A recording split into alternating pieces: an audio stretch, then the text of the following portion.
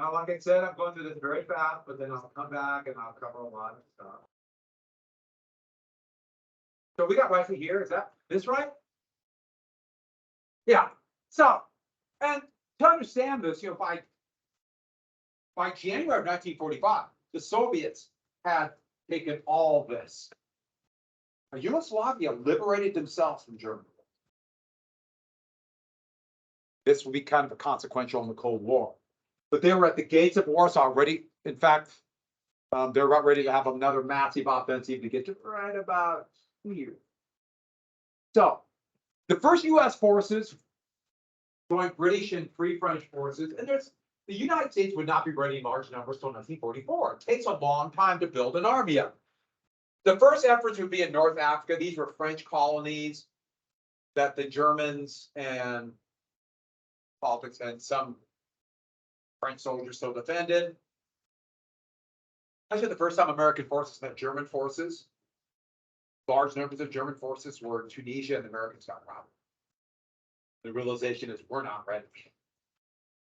And then after North Africa fell, the attack on the island of Sicily, and then to Italy in 43. But these were all minor operations. The main front was this, the Soviets. The second front, and I do want you to write down the second front, would finally happen in 1944, called D-Day, the codename Operation Overlord. June 6, 1944, and that would be the Allied attack at Normandy. And so British, American, and Canadian forces, and some Free French, landed right here. And so now a second front was opened up, even though still the majority of German soldiers were facing the Russians for the rest of the war. And the Soviets were furious about this. 25 million Soviet citizens would die in World War II. And as they saw it, the Allies are allowed to win the war on Soviet law. Stalin will be very resentful about this, even though his army now is like a steamroller coming this way. Well, Allies broke out in August and quickly swept to right here until they ran out of fuel. And by going into 1945, here are the Western Allies, 1 million French volunteered to fight in like a day once they were liberated. And the Russians were coming this way. The last battle of the Bulge, that last offensive the Germans had was right here. It failed, the biggest American victory of the war in Europe. Now the Germans were out of reserves. They're done. They're out of fuel. They're done. They're out of food. They're out of men. We don't quite know that yet. So going into 45, we're not sure if the war is going to end right away. As it would turn out, once the weather cleared up, the Allies attacked this way, the Soviets attacked this way, and the Germans collapsed relatively fast, even though casualties would be incredibly high. There's the attack. Pretty map, huh? Very colorful, right? And in the end of April into May of 1945 would be the Battle of Berlin, romantic battle of this. I should add that my grandpa landed at Utah Beach the night of the 6th, and he would end the war in Czechoslovakia. I would argue yes, and since my grandma was working in a factory making B-29 bombers, I would argue that my grandma and grandpa won the war. Especially my grandma. I'm gonna give all the credit. I'll go with my grandma mostly. But, well, Soviets could have done it without. But who's with me on it? That's all right, right? I'll go with my grandma. All right. Here is actually the remnants of the Battle of Berlin. Fighting basically building by building, over 1 million casualties in taking Berlin. That's the Brandenburg Gate, the Reichstag, which would be taken right here, the German capital. And, well, it was a burnt out husk, but it was taken. German POWs, Soviets celebrated in front of a German Empire War Memorial back from 1871. Hitler committed suicide on the 30th, by the way, with the Soviets 200 yards from his bunker. Actually, on this map, here's Brandenburg Gate, the right side over here. His bunker, if the picture extended, would have been off of this direction. Underground bunker. And now it's all collapsed and apartment buildings on top. And we're jumping right to this. VA Day, then would be May 8th, 1945. The Germans actually surrendered May 7th.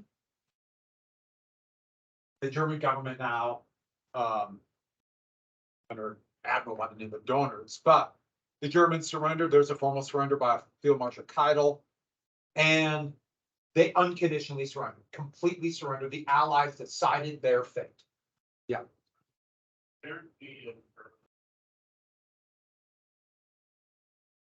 Not just Berlin, Germany.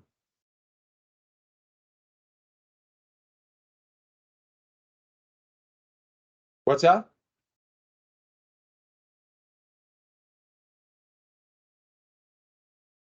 Yeah. And the other thing is that you can't have like the swastika. That is, you can't display that. So the ultra right-wing fascist party has kind of a fake swastika. Now, but the Japanese are still fighting.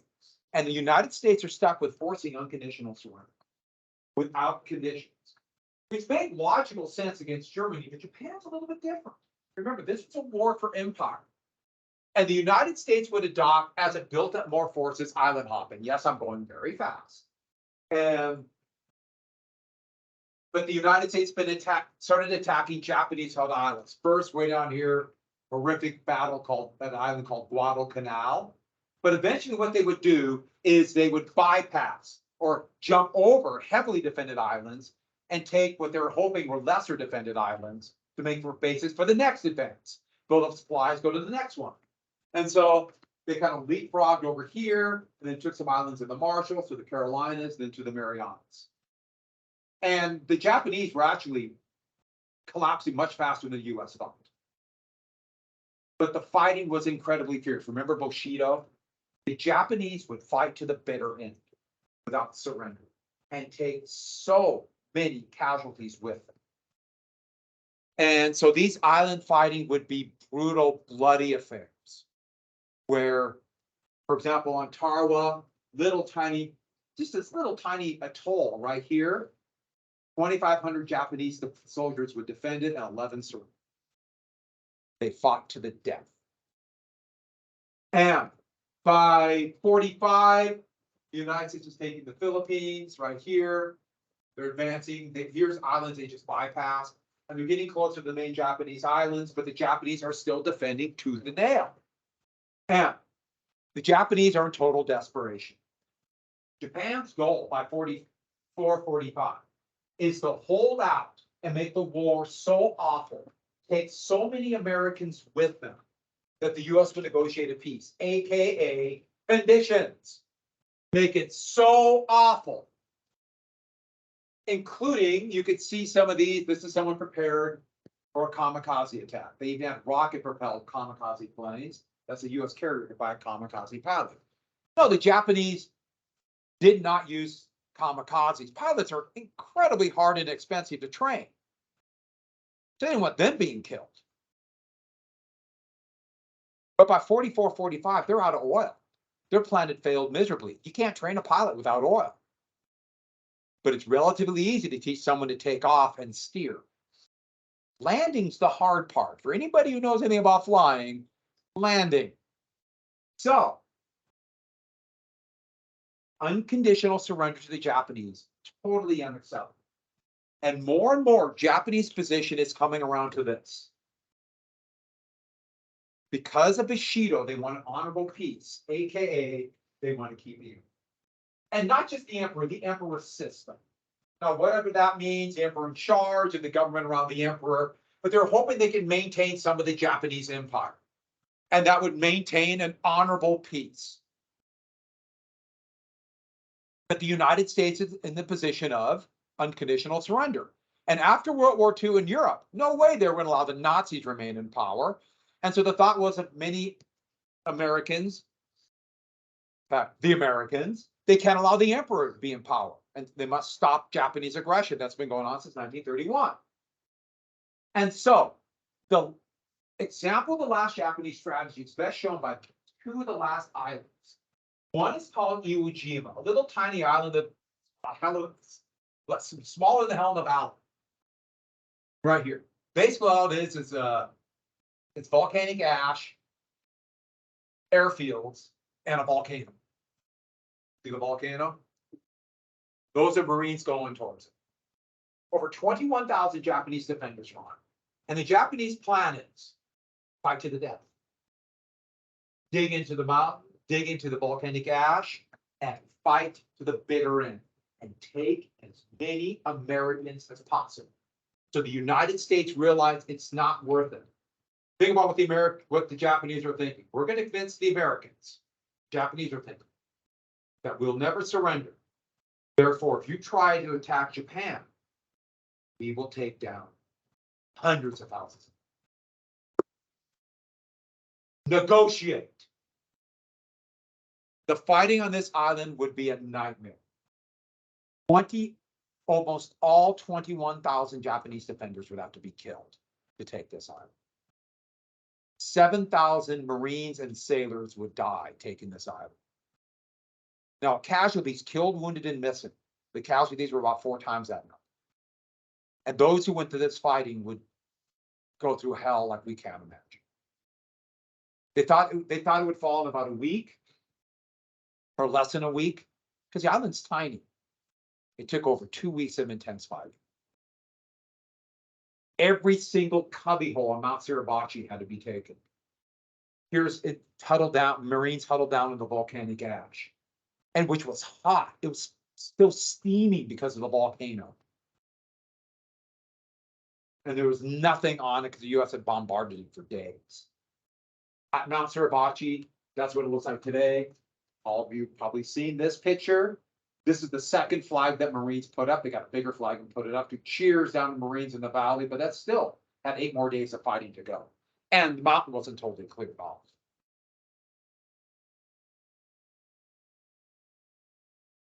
And then the biggest amphibious operation in history, bigger than D-Day, the invasion of Okinawa. But don't forget, I mentioned this, then I talked about D-Day. What did D mean?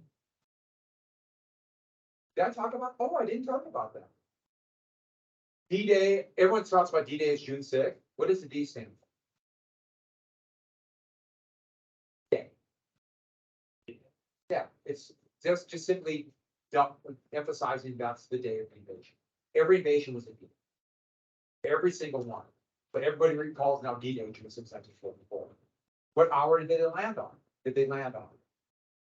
D-Day is the day they landed on. Which hour? 8 hours. 8 hours. Yeah, that's all it means. Day. That's it. No. Destruction or doom. No. Death Day. Someone told us. No. Well, even bigger than D-Day. What we call D-Day. Okinawa was a large island, close to Japan. And Japan is going to defend this with almost 130,000 troops that they put all in the hills right here. Dug in and wait. Here are the first American defenders. Those are Corsair Marine fighter planes. And Okinawa, the fighting was incredibly fierce. Hole by hole, spider hole by spider hole. They had to be taken out with flamethrowers, satchel charges, tank rounds firing into it. A nightmare of fighting. But the Japanese unleashed something they started in late 44. But thousands of kamikazes because they could fly directly from the mainland. All you need is enough fuel to get to the American and a few British ships around Okinawa. And there were thousands of ships around there for the invasion fleet. Thousands of Japanese planes came the first time, over 1,000 in one day. Here's American anti-aircraft guns. They actually hit 2 aircraft carriers, sunk over 30 ships, and hit another 90 others. Now, most times planes would break off. They just kept coming. How do you fight a suicide bomber? How do you fight somebody who will fight to the literal death? This was a terrifying battle. The Japanese even kamikazed their fleet. The remnants of their fleet, they sailed out with just enough fuel to get to Okinawa to fight one last battle to the death. American carrier planes caught them before they got there and sunk them all. They all sacrificed their life. Now, you don't need the exact numbers. I just want to give you an idea how bloody this was. Over 100,000 Japanese soldiers had to be killed. I should add 100,000 Japanese Okinawan civilians. But look how many Americans. Look how many ships. What's Japan going to be like if they fight like this? But you also notice more POWs than ever before. That is shift. The Japanese realizing they're not winning. So think about what this means. So everyone got the hell of these two battles, Okinawa, Iwo Jima. What's the mainland going to be like if Japan doesn't surrender? So what will invasion be like? That's the Marine Cemetery, still there on Okinawa, impeccably cared for. They're all buried there. The U.S. still has about 50,000 Marines and airmen. Soldiers, or sailors too.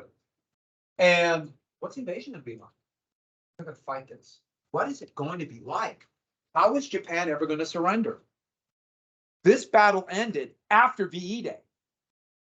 And so everyone's celebrating. The Germans have quit. Look at these casualties. The war won't ever seem to end. But don't forget. Oh, so what about the post-war world? At Yalta, at the end of January to February 1945, the so-called Big Three met for the second time. The first time they met in Tehran and Iran. And Churchill, FDR, and Stalin. This picture is Winston Churchill, the Prime Minister of Great Britain. Roosevelt was wearing down after what he's gone through. And there's Stalin. Yalta's in the Crimea. Crimea, right. We saw horrific fighting in 41 and then again in 44.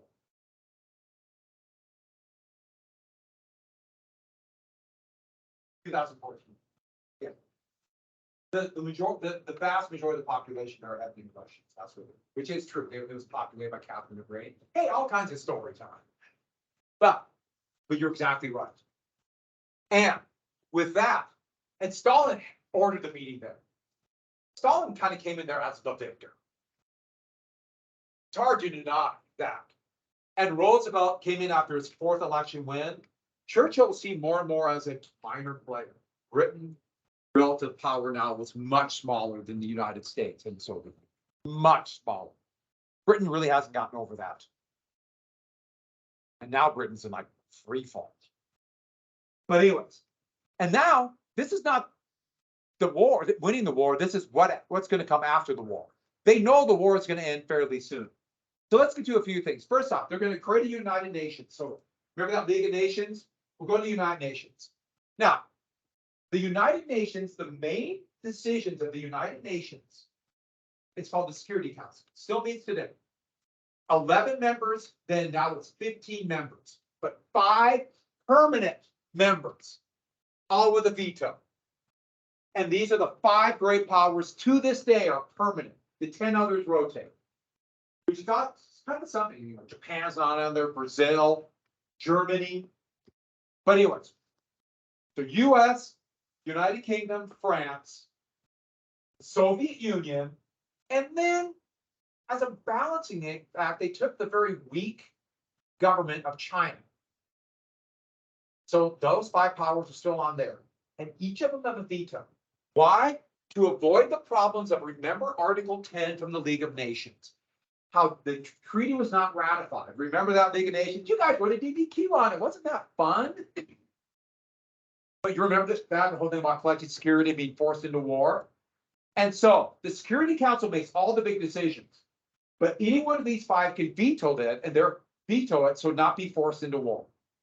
So what kind of things are going to get passed if each one of these, now it's Russia, and now it's the People's Republic of China, but these 5 have a veto? Will anything be passed out of the Security Council?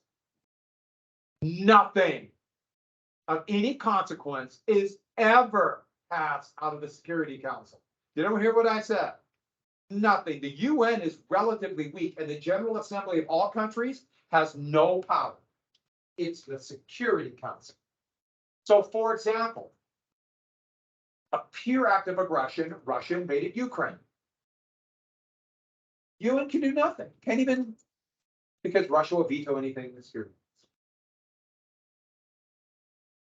The General Assembly said that Israel is illegally occupying the West Bank, Gaza, and the Golan Heights.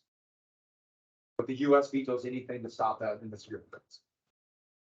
And we'll see this time after time after time. So the point is this thing you have to get. Because of this, the UN, although important, has no real power because of this. Okay.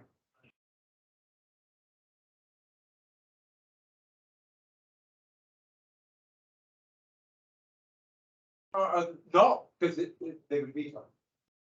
It's an unlimited veto. So no. They would have to agree to it. Do you see the point? He wanted Roosevelt's thinking he wanted a strong China to balance Japan after the war and also the Soviet Union. Yeah, that's one. Even though China was going through a civil war and So those 5 get vetoes. yes, So what are the other people, like the other? they have a vote and those other 10 rotate. They have a vote, but they don't. And you can imagine, incredibly powerful, rich countries today, like Japan, Germany, Brazil. Those are the 3, and India. I don't have a veto. I mean, India is the most populous country in the world. Another thing about this would be, Russia would get 3 seats in the General Assembly to kind of counter Britain, France, and the United Kingdom, but not really that big of a deal. And then there'll be war crimes trials happening. For the high-ranking Nazis, this will be done in Nuremberg, Germany, so it'll be known as the Nuremberg trial, but also for Japanese. But define a war crime. Let me rephrase that. Who defines a war crime? Who? The victors. So firebombing innocent civilians and burning them alive, that's fine. So a number of people involved in the Holocaust, the torture of POWs by the Japanese, the setting up of the Nazi state would be tried. Many of them would be imprisoned, and a significant number would be executed. Also, Germany would be divided up into 4 occupation zones. Also Berlin. And so here are the occupation zones. France, US, Britain, the Soviet, and then the Berlin will be right here in the middle of the Soviet occupation zone, and it too will have 4 occupation zones. Isn't that kind of weird? Gee, I wonder if anything's going to come out of this. Austria too will be divided up. Russia's going to give this to Poland, and then take away Eastern Poland and give it to the Soviets. Also, Germany pledged free elections in all these areas here, including they created a communist state of Poland, right after they liberated. They pledged free elections. Now, of course, Stalin's like, sure, free. But he pledged it. And also, Germany would pay reparations to the Soviet Union, 20 billion. The Allies were reluctant to do this because remember World War I and the reparations, how bad Germany got about this. But they agreed because this area was basically destroyed. A wasteland. And so this were big issues about the post-war world. And so when I was a kid growing up, this is what I grew up with. A Berlin in the middle of, this was a country. What country? Germany. West Germany. East Berlin, West Berlin. That's what I grew up with. I still sometimes say East Germany. And I still sometimes say Czechoslovakia, even though that's been gone. That's what I grew up with. Yeah.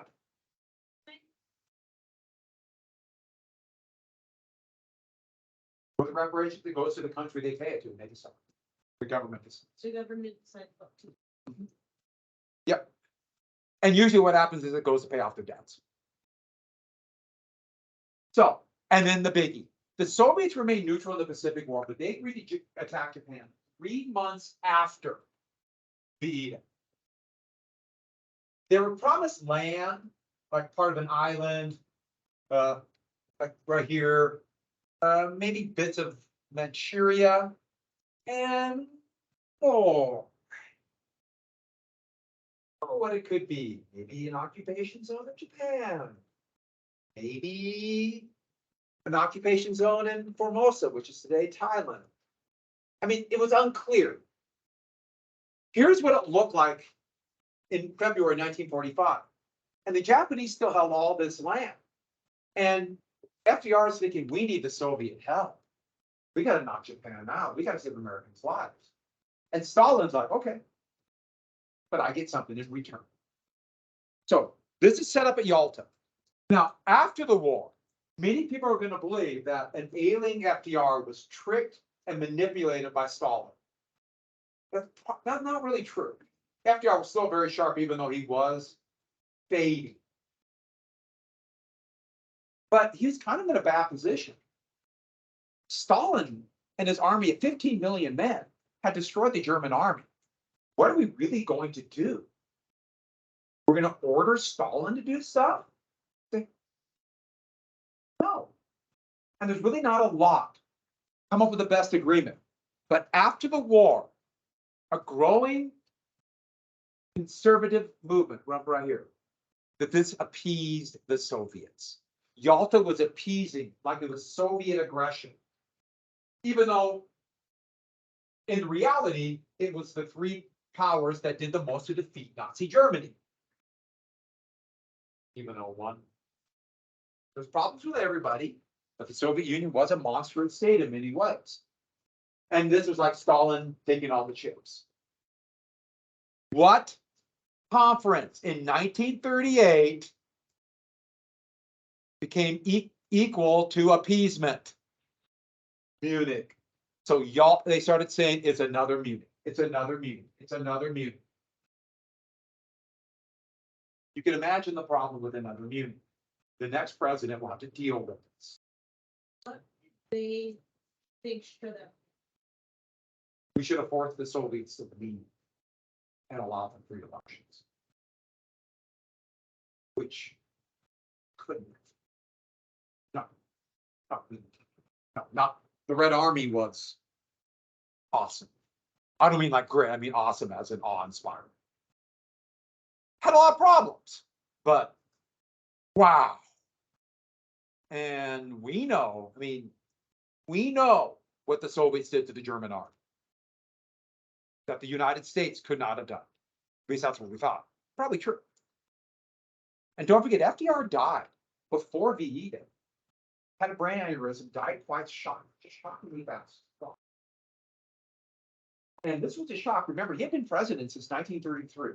He had guided the nation through the Great Depression and through war. I mean, it's hard to find a more impactful president than Franklin Roosevelt. And yes, he had many enemies, especially amongst the very wealthy, but he was beloved by so many Americans, especially working class Americans. It's hard to put into terms.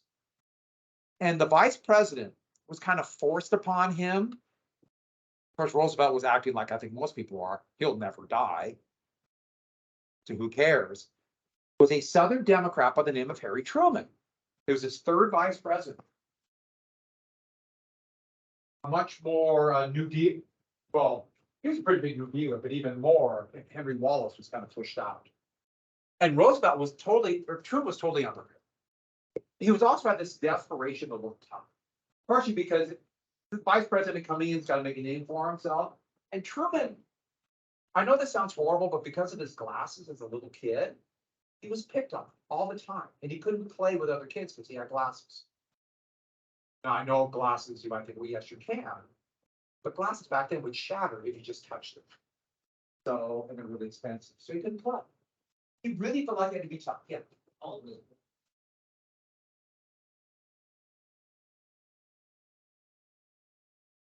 And so, another thing. Back at Casablanca conference, Churchill and Roosevelt said unconditional surrender. And Truman stuck with it. How can he go against unconditional surrender when now the dead hero, Roosevelt, said it? How can you go against that? Now, of course, how can you go against it? You just do it. But that takes a lot of guts. And so he is now president. he would be informed after this. After he became president, he didn't even know about the Manhattan Project. The over $2 billion program, which would probably be $1 trillion today, the way they spend money, to build an atomic bomb. And it was initiated because there was a story, and Germany was working on one. Now, Germany had basically abandoned it by 1940. They didn't have the resources. But the United States began producing it. And in a secret town, literally a secret town in Los Alamos, New Mexico, if you get a chance, go there. Their museum is pretty amazing. It's still a nuclear test facility. They'll let you play with uranium if you're nuts. But they would construct this atomic bomb. We're not going to worry about Gross and Oppenheimer right now, time reasons. But they begin to build it. But I want to put this next part up here to give you the idea of the scope of the Manhattan Project. I should have $2 billion. Isn't that a lot of money? Just imagine spending that much money and then you don't use it. Won't some people be upset? You blew $2 million? It's all over the country. The first chain reaction was at the University of Chicago. This is where they used a centrifuge to separate uranium. PBA, they had dams for power. Because of the Grand Coulee Dam, they did the first nuclear reactor. Great plutonium at Hanford, Washington. The Grand Coulee Dam was right there. The Tri-Cities, don't drink the water. And so with that, but there's Los Alamos right here. And south of Los Alamos is a little place in the Alamogordo Mountains, where they exploded the first atomic bomb, codenamed Trinity. Now, they actually had two different designs for a bomb, a uranium bomb they were pretty sure would work, and a plutonium bomb. This is called the Trinity design, and so this will be the prototype atomic bomb, the prototype fusion atomic bomb. And they didn't know how big it would be, anywhere from 5 megatons, which is 5 million tons of TNT, to destroying the world. They weren't sure which one. They rolled the die and let it go. Yeah, they're kind of worried it might cause a chain reaction in the atmosphere and blow everything up. The scientists were joking about that as we're waiting for the test, and the guards, who had no idea, were not amused by that joke. I love the idea that they're betting on it. You know, they were pretty sure. Well, it happened during the last of the big three conferences, Potsdam. Potsdam is just outside of Berlin. Potsdam is where the old Prussian king lived, but Frederick the Great's castle, and a lot of those ceremonial gates called tors. If you get a chance, Potsdam is really, really cool. I thought it'd be neat. One of those, they'll be fun. It was, wow, Potsdam was great. And a really good meal. Quite memorable. Like pork shoulders and this potato and spätzle. And then strudel. Good stuff. Now I'm hungry. If you don't eat, that might have made you not hungry. So anyways, Stalin's there, but now there's no FDR, there's Truman. And you can imagine Stalin's attitude. And Churchill went there, but the British had their first parliamentary election since the war. He didn't come back. Clement Attlee, the leader of the Labour Party, is the new prime minister. He's actually one of the most important British prime ministers in history. And unlike Truman, Attlee was part of the wartime cabinet. He knew what was going on. Attlee's a pretty interesting guy. But to Stalin, he's got two peons. Churchill and Roosevelt were giants. Truman and Attlee, peons. And you can go where they met. They're driving through the ruins of Berlin. That's when they first met. Churchill would go home soon afterwards. They agreed the four powers would rule Germany.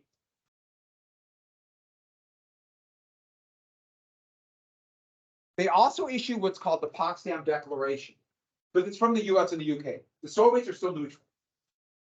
Nobody knows outside of a very small circle that they agreed to enter the war. That was top secret. and basically said Japan must unconditionally surrender or be destroyed. The Japanese ignored it. As in, come up with a better offer.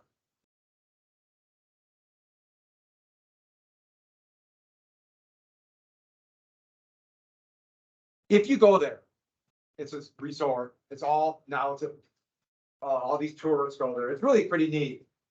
But the Soviets really quick planted this massive, as big as this room, in flowers, red star. Red flowers, white flowers, so the red star for the Soviet Union. And it's still there, so go in the summer, there's a big red star.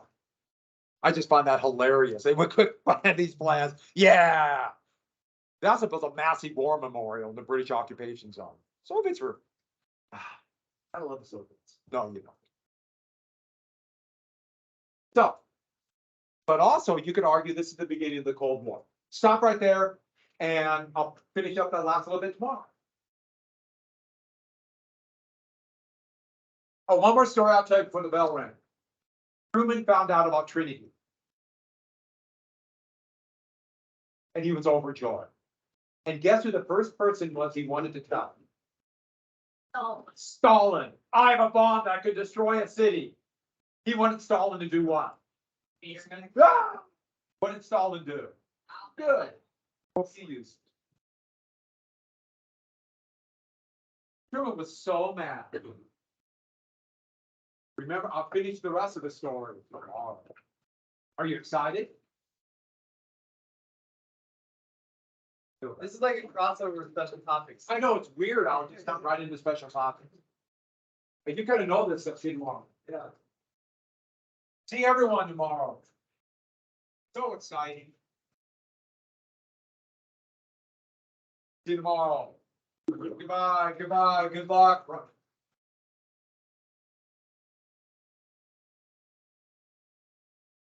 Oh, you're cool.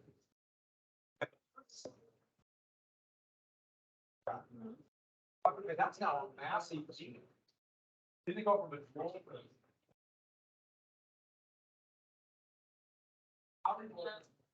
Even though I know you probably get one.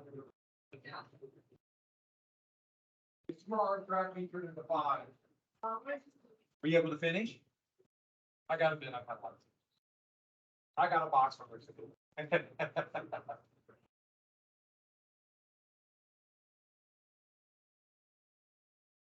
Hey, we can do a brainstorm.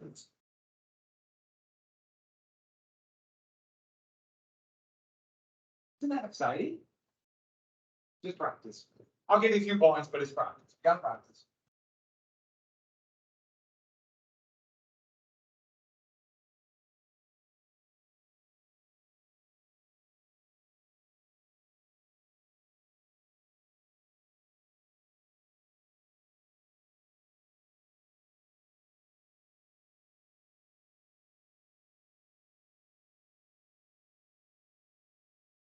It's all yours. I was gonna say, I Take take over. over another class. I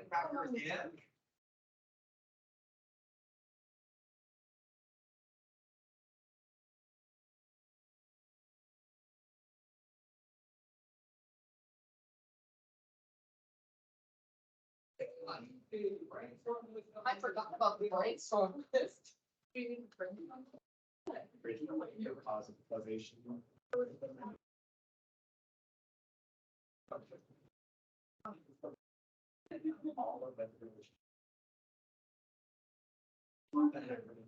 win that race.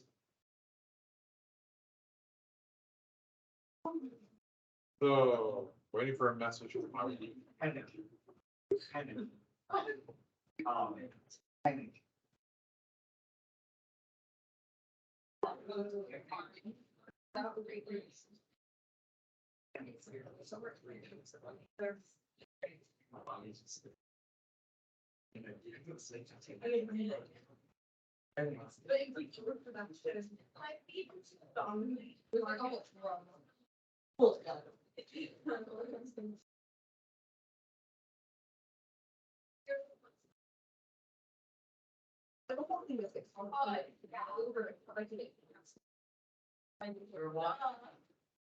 Everybody. Whatever you want me to believe, I'm with That's you. what my dad said this morning too. You guys are on the same page, but. That's very proud of you.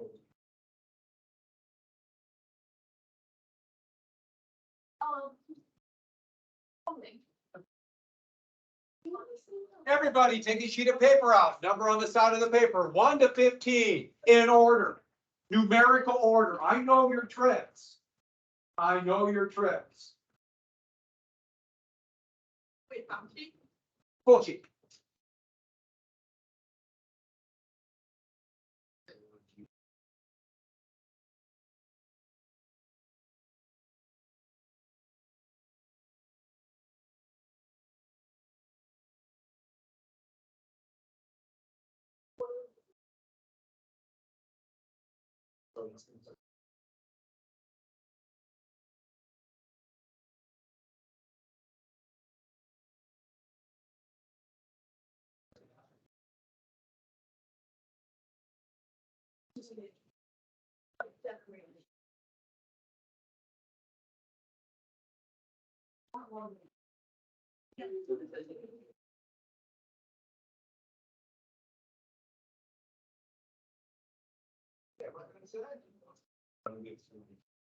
One to 15, in order.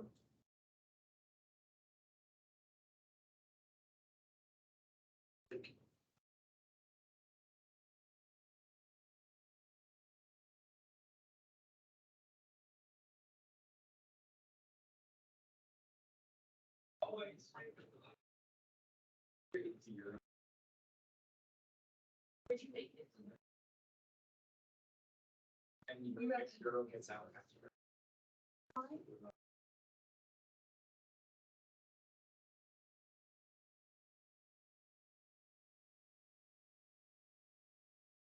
Hey, sheet of paper, 1 to 15 on the side. All right, so, wait, listen. Or you keep numbering, but we do a quick brainstorm list. And so that you're have to write down 15 things about the Great Depression era. So that's anything from the 20s through the 40s. And for the brainstorm list, please use abbreviations. Don't write the full out. So if you want to write down the New Deal, you can put down ND. That's fine. It's for you. It's just as long as you know what your shorthand is. My big issue is that you've got down facts and you can use your essay. And the big thing about brainstorm list, it also refreshes the memory, makes you think through things. So you can talk about things about the 1920s economy, 30s economy, things we talk about in class. And then you're gonna write down 15 things. Then I'm gonna give you 3 essay questions. You're gonna pick one of them and write a thesis statement. So quick brainstorm list, quick thesis statement, and don't forget, get the main point of the question, take a position, and then that blueprint, the A, B, and C, which would be the topics of your paragraph. Yes. Either margin or just so far over the middle, either one. The big thing is if you do them this far over, you put your outline one. But we're not doing outline here, we're just gonna do it. Thesis statement. 3 questions, really basic questions about the Great Depression. One's really broad. That's both good and bad. There they are. Oops. Can you read them? Let me show. It's starting to get bright now.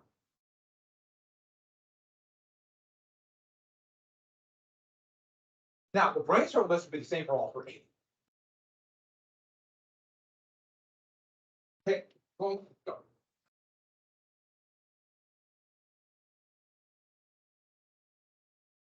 And be fast.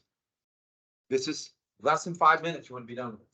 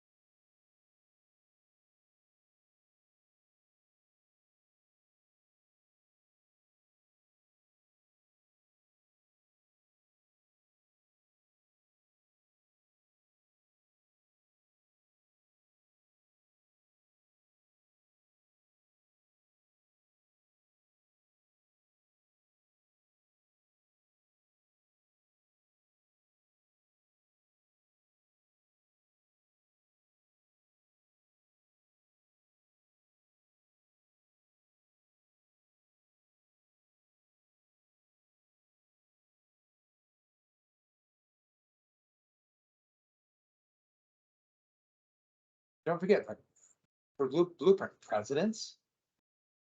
That work, that kind of stuff. Political parties. Economic strategy.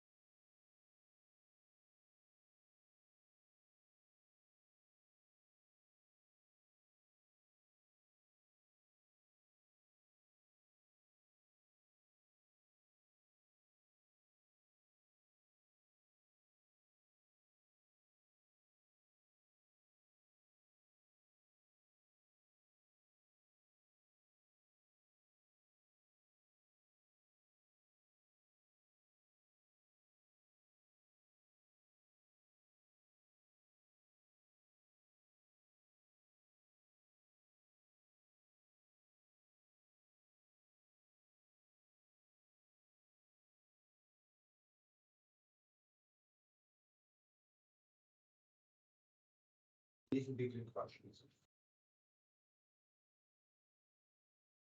When you are done, make sure you have the main point of the question you pick. A why and something to tie it together, your position, and then A, B, and C. 3 body paragraphs.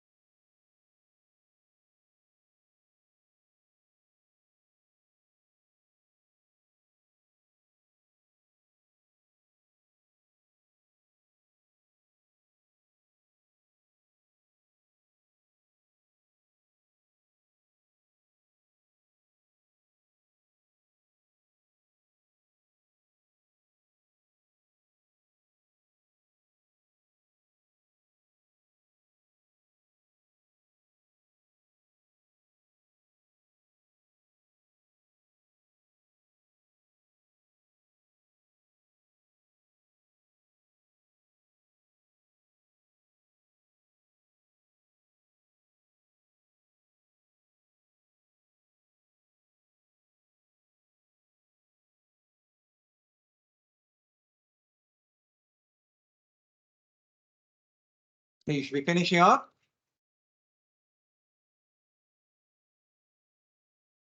On A, B, and C, you got something to tie together.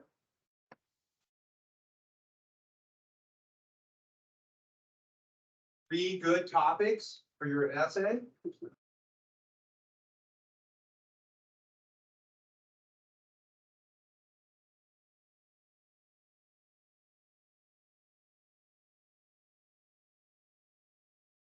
Are the ACTs on Tuesday?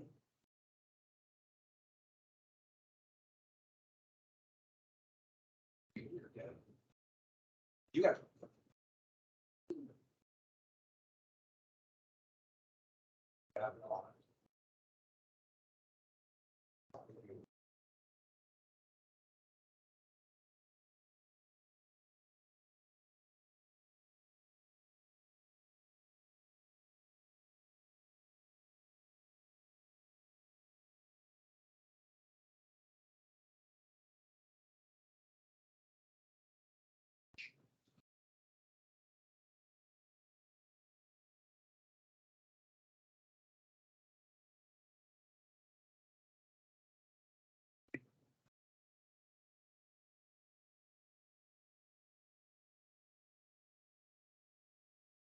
We should be finishing up. Look at question number 1. Question number 2. Question number 1's good, but the problem is it's really long. That's why I pick 3. Just go with it. Question, who picked 2 again? That's probably the one I would have done. Even though all 3 are pretty good. Anyone pick 3? I think that's a really good one too, to talk about it. Yeah. All right, put your name on it. I will quick look at this and I'll give it back. You'll look at the thesis statements. And if you got a good thesis statement, you're organized. In the A, B, and C, A, that first body paragraph, AKA your short ID with 2 examples. Step 1, if we do very good. I want all the way back.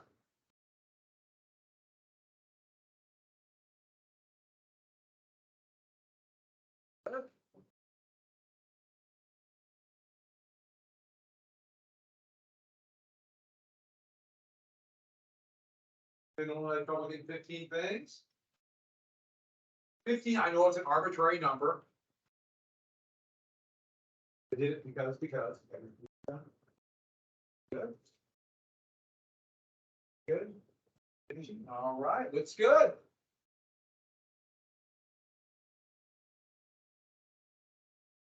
This year it's supposed to be like in this, maybe the 60s by this weekend. Huh? This one is, y'all think either one, because I've been like an organization. I think you're. So this was not the organization. The DBQ is on being pin. Pin is easy to write with. I keep saying it.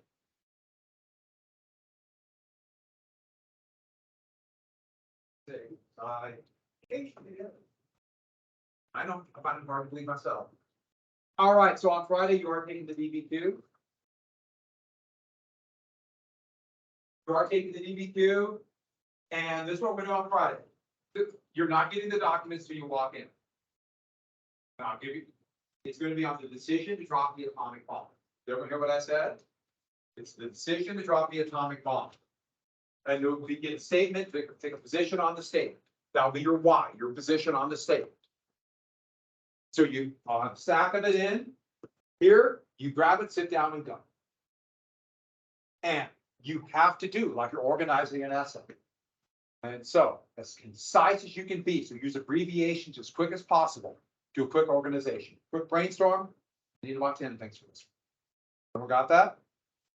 Quick thesis, quick outline. Make sure you have an outline. Make sure you have what documents and relate the documents to facts. And don't forget, no quotes.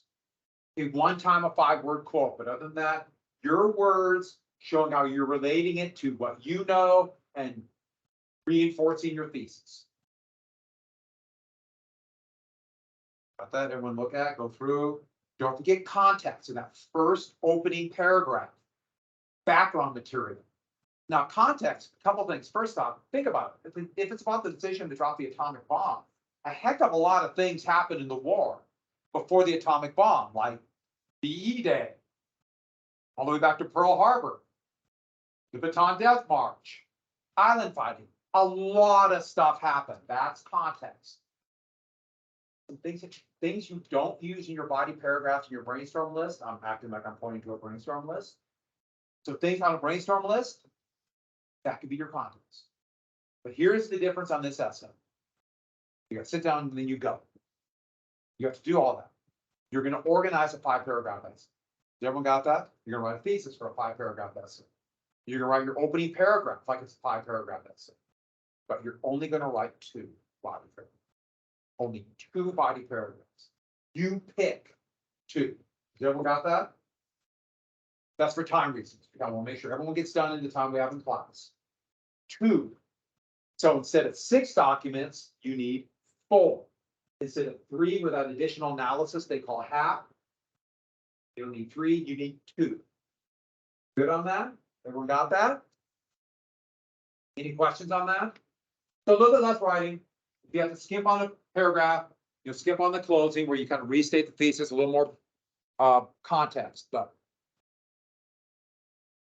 as much outside information, you'll come in with the documents and start writing, yeah. Wait, so it's 4. So I do want you to write the conclusion, but if you have to stamp on one of the 4, stamp on the close. I would, it's better to write a close. But it's more important to get your body there. Yeah. Yeah, only 2 of the 3. Your ABs. And you pick which one you feel the most confident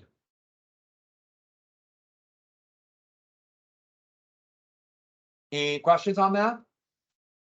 And so I will record class tomorrow. And also I'll put some additional information on Teams, want to look at it. But let's go ahead then and get to, let's finish up. And I'll go as far as I can go. I'm really going to emphasize the Soviets.